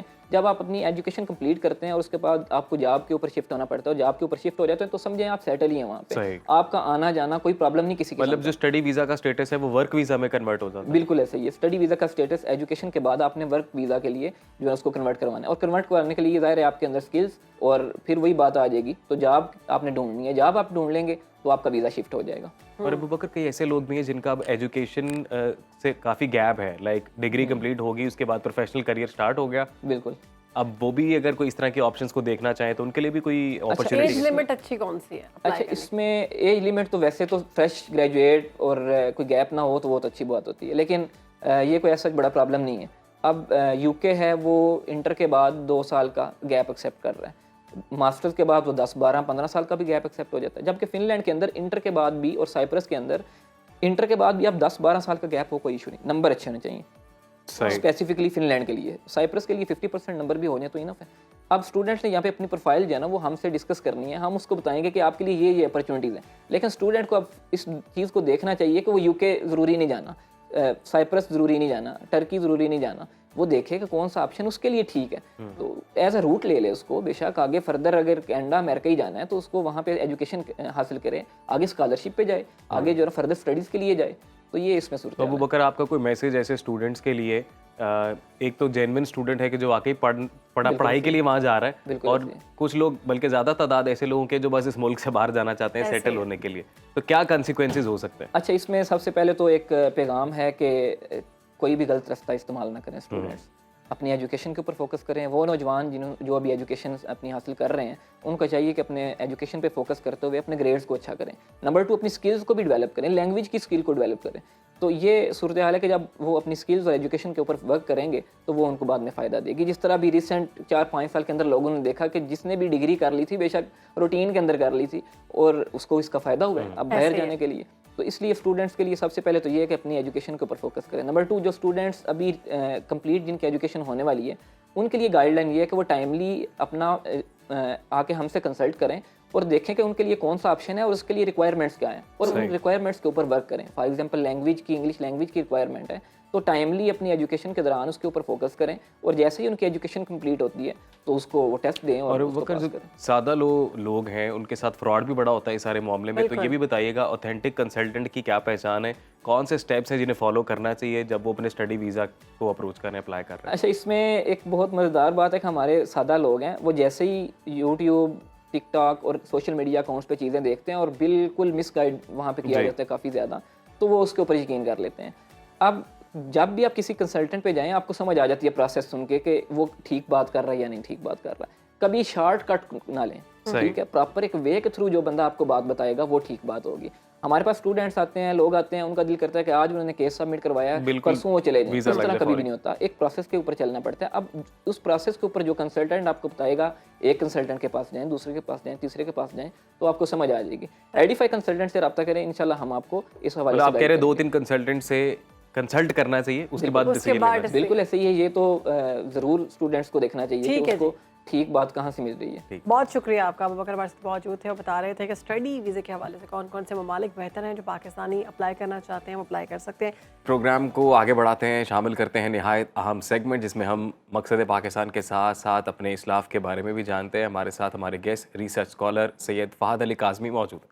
جی فہد علی کاظمی صاحب ویلکم کرتے ہیں آپ کو. آج ہم پھر کن کا ذکر کرنا چاہ رہے ہیں؟ جی السلام علیکم, بہت شکریہ. آج ہم امام غزالی کے اوپر کانورزیشن کر رہے ہیں. ہم نے ایک سیگمنٹ شارٹ سیگمنٹ ان کے اوپر پہلے بھی کیا تھا. اس سیگمنٹ میں ہم نے بایوگرافی آف امام غزالی آپ کے سامنے پیش کی تھی. امام غزالی ہماری علمی روایت کا بہت بڑا نام ہے, اور میں آج کی بات 1-2 کوٹیشنز کے ساتھ آغاز کرنا چاہوں گا. وہ کہتے ہیں کہ جب جناب کرسچن عقیدے کے تحت جب جناب مسیح علیہ السلام کو مصلوب کر رہے تھے تو وہاں کا گورنر جناب مسیح علیہ السلام سے پوچھ رہا تھا کہ آپ کی زندگی کا مقصد کیا ہے, تو انہوں نے کہا کہ سچ, میری زندگی کا مقصد سچ ہے. تو اس نے کہا کہ سچ کیا ہے, تو نیچے جیسے لوگ یہ کہتے ہیں کہ یہ اس کائنات کا سب سے بڑا سوال ہے کہ سچ کیا ہے. اور سچ اصل میں اگر ہم واقعی جاننا چاہتے ہیں تو ہم کنویں کے مینڈک نہیں ہو سکتے. اگر ہم کنویں کے اندر موجود ہیں تو مینڈک اس کنویں کو ہی اپنی زندگی اور اپنی کل کائنات سمجھتا ہے اور اس کو سچ سمجھتا ہے.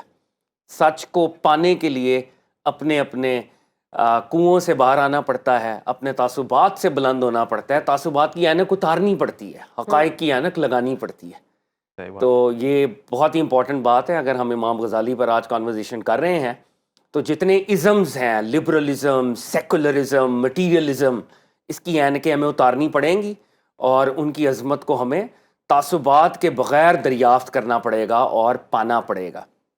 مجھے اقبال کا ایک شعر بھی یاد آ رہا ہے. اقبال فرماتے ہیں, علاج آتش رومی کے سوز میں ہے تیرا, تیری خرد پہ ہے چھایا فرنگیوں کا فسوں. کہ تم اگر چاہتے ہو نا کہ تم سچ پالو, ٹروتھ کی طرف چلے جاؤ, تو مولانا جلال الدین رومی کا سوز پیدا کرو اپنے اندر, لیکن تمہارے لاجک کے اوپر, تمہاری عقل کے اوپر, تمہاری ریشنالٹی کے اوپر فرنگیوں کا فسوں. مغرب نے تم پہ جادو کیا ہوا ہے, اور وہ جو فکری مروبیت ہے وہ ہمارے فکری بونے پیدا کر رہی ہے. We are coming up with midgets, یہ پرابلم ہے.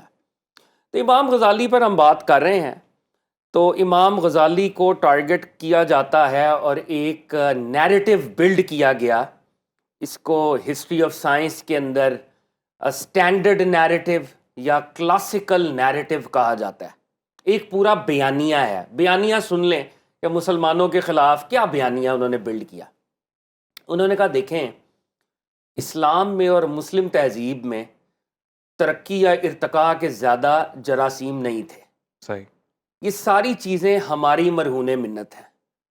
جب عباسی دور میں مسلمانوں نے گریک فلسفیوں کو ڈسکور کیا اور ان کی کتابوں کو ٹرانسلیٹ کیا, اور وہ مامون الرشید کا خواب کوٹ کرتے ہیں کہ جی مامون الرشید کو ارسطو خواب میں ملا, اور ارسطو نے کہا کہ جی تم میری کتابیں کیوں نہیں پڑھتے اور ٹرانسلیٹ کرتے. یہ بھی ایک متھ ہے اور یہ کتابوں میں اس کو بھی بھرا گیا اور اس کو بتایا جاتا ہے. تو اس انفلوئنس نے मुसलमानों के अंदर साइंटिफिक डेवलपमेंट, रिसर्च और डेवलपमेंट के बीज को बोया, और जब ये हमारी ही चीज़ों को लेके उसको डेवलप कर रहे थे और ये सो कॉल्ड अपनी सिविलाइजेशन को आगे लेके जा रहे थे, तो इमाम गजाली पैदा हो गए। और इमाम गजाली ने आके फ़लसफ़े की तालीम को रोक दिया, साइंस की तालीम को रोक दिया, और वो सारा मामला जो है रिवर्स हो गया। यानी क्लासिकल नैरेटिव, मगरिब का क्लासिकल नैरेटिव जो ओरिएंटलिज्म के ज़ेर असर है, वो ये कह रहा है कि मुसलमानों की तहजीब में इनहेरेंटली साइंस दुश्मनी है, साइंस दोस्ती नहीं है। सही। और जो थोड़े से टाइम इन्होंने तरक्की की भी है वो हमारी वजह से, ग्रीक फिलॉसफी की वजह से, उसकी वजह से, उस इंस्पिरेशन की वजह से। और जैसे ही इमाम गजाली आए तो साइंस की ये तरक्की ख़त्म हो गई, और इमाम गजाली को वो एक विलन के तौर पे पेश करते हैं। और इसमें हमारे यहाँ पाकिस्तान में भी ऐसे प्रॉम्प्टर रीडर आजकल scholars of history of Muslim science बने हुए हैं, सैनिटरी वर्कर्स आजकल स्कॉलर्स बने हुए हैं, और वो भी इमाम गजाली के पीछे हाथ धो के पड़े हुए हैं। अब इमाम गजाली का प्रोजेक्ट क्या है, इस बात को ज़रा अंडरस्टैंड करें। इमाम गजाली इन पर्टिकुलर और उलमा इन जनरल वो इस बात को मानते हैं कि इस दुनिया में जितने भी अलूम फ़नून हैं, आप खुदा को उनमें से माइनस नहीं कर सकते। सही। मुद्दा ये है, अगर मैं इकोनॉमिक्स कर रहा हूँ, इकोनॉमिक्स में खुदा की मारिफत माइनस नहीं हो सकती। मैं साइकोलॉजी करता हूँ, मैं सोशियोलॉजी करता हूँ, मुझे प्रॉब्लम नहीं है साइकोलॉजी सोशियोलॉजी पढ़ने से। मुझे प्रॉब्लम तब शुरू होगी जब आप अपनी ट्रेडिशन से खुदा के खिलाफ अटैक करेंगे। तो मुझे साइंस से पर से कोई मसला नहीं है। Islam in fact is the most scientific religion. Iqbal ने कहा कि जी ये वर्क ऑफ गॉड है, कुरान वर्ड ऑफ गॉड है। वर्ड ऑफ गॉड और वर्क ऑफ गॉड में कॉन्ट्रडिक्शन नहीं है, और कुरान खुद कह रहा है वर्क ऑफ गॉड, मेरी आयात में गौर करो। तो कुरान एसेंशियली साइंटिफिक है और वो कह रहा है कि तुमने गौर करना है। लेकिन इमाम गजाली जिस साइंस के खिलाफ हैं, वो साइंस कौन सी है जो आपको गॉड कॉन्शियसनेस से दूर कर रही है। एक ऐसी साइंस, एक ऐसा साइंटिफिक प्रोजेक्ट जो गॉडलेसनेस की तरफ आपको लेके जा रहा है। और उनके दौर में फिलोसोफर्स के जिनकी उन्होंने क्रिटिक की, अल-फराबी, इब्न सीना, उनके कुछ अकायद ऐसे थे जो इस्लाम के बेसिक टेनेट से टकराते थे, ऐसे। और वो एक पूरी लंबी डिबेट है। दैट इज वाई इमाम गजाली उनको क्रिटिक करते थे, और उनको क्रिटिक की उन्होंने अपनी किताबों के अंदर। तो इमाम गजाली को जब हम पढ़े तो वो कहते हैं कि जी एक कॉन्सेप्ट है, आज की ज़रा डिस्कशन हो सकता है थोड़ी शकील हो जाए, लेकिन ये शायद मैं अपनी यूथ के लिए जो गौर करती है ख़ास तौर पर उनके लिए मैं प्रेजेंट करना चाह रहा हूँ। वो कहते हैं जी इमाम गजाली ने कॉज और इफेक्ट का जो रिलेशनशिप होता है जिस पर साइंस खड़ी हुई है, जिसको सेकेंडरी कॉजैलिटी कहते हैं, इमाम गजाली उसके खिलाफ थे। और क्योंकि जब आप सेकेंडरी कॉजैलिटी को चैलेंज करते हैं, कॉज और इफेक्ट को चैलेंज करते हैं, तो साइंस तो है ही इसके ऊपर कि भाई हाइड्रोजन ऑक्सीजन से मिलेगी तो पानी बनेगा। तो पूरा साइंटिफिक प्रोजेक्ट ही ये है। तो जब आप कॉजैलिटी को चैलेंज करते हैं तो साइंटिफिक थिंकिंग को आप चैलेंज कर रहे होते हैं। इमाम गजाली, आज भी वेस्ट कहती है, इमाम गजाली सेकेंडरी कॉजैलिटी को चैलेंज नहीं करते थे, वो सेकेंडरी कॉजैलिटी के नेसेसरी होने को चैलेंज करते थे कि कॉजैलिटी नेसेसरी नहीं है। अच्छा। जब ये एलिमेंट्स मिल रहे हैं, एसोसिएट हो रहे हैं, ये अल्लाह का फजल है, डिवाइन क्रिएटर की इंटरवेंशन है। तो ये दो एलिमेंट्स ऐसे आपके सामने कॉज और इफेक्ट की तरह आते हैं, यानी इनकी एसोसिएशन में खुदा माइनस नहीं हो सकता। खुदा को आप माइनस करेंगे तो ये गॉडलेसनेस की तरफ आप बढ़ जाएंगे। और जब आप सेकेंडरी कॉजैलिटी की नेसेसरी होने को आप चैलेंज करते हैं तो आप फिर मोजिजात और करामात की भी एक तरह से एक्सप्लेनेशन के पाथ पे भी जाते हैं जो उन्होंने करने की कोशिश की। तो इमाम गजाली एक बड़ा काम कर रहे थे। वो बड़ा काम क्या था कि साइंटिफिक थिंकिंग को क्रिएटर के ताबे रख के आगे लेके जाया जाए। सही। और इसमें वो कामयाब भी हुए। अब पोस्ट गजालियन एरा के अंदर भी हम देखें तो साइंटिफिक तरक्की रुक नहीं गई। मुसलमानों ने फिलोसफर्स पैदा किए, मुसलमानों के यहाँ साइंसदान पैदा हुए। अब जो लोग इमाम गजाली को चैलेंज करते हैं कि जी इनकी वजह से साइंस की तरक्की रुकी है, उनके ऊपर बोझ ये है, बर्डन ये है कि वो हमारे सामने आएँ और हमें बताएं भाई इमाम गजाली की कौन सी थिंकिंग थी जो ऑटोमन्स को रोक रही थी, مغلوں کو روک رہی تھی, اور مغل وہ کتابیں پڑھ کے اپنے علماء کو کہہ رہے تھے کہ تم انڈو پاک کے اندر سائنس نہ کرو, یا آٹومنز کہہ رہے تھے تم سائنس نہ کرو, یا صفوید کہہ رہے تھے تم سائنس نہ کرو. اگر ہم سائنس میں پیچھے رہ گئے ہیں تو یہ امام غزالی کی تھنکنگ کی وجہ سے نہیں ہے. دیر از نو ایویڈنس. اوپینینز ہیں لوگوں کی, امام غزالی کے اوپر یہ ڈال دو کہ وہ ویلن ہے اور وہ اسکیپ کوٹ ہے, مگر یہاں پر کوئی لاجیکل ایویڈنس ہمارے پاس نہیں ہے جو امام غزالی کے اوپر یہ جرم جو ہے اس کا ارتکاب ثابت کرتا ہو.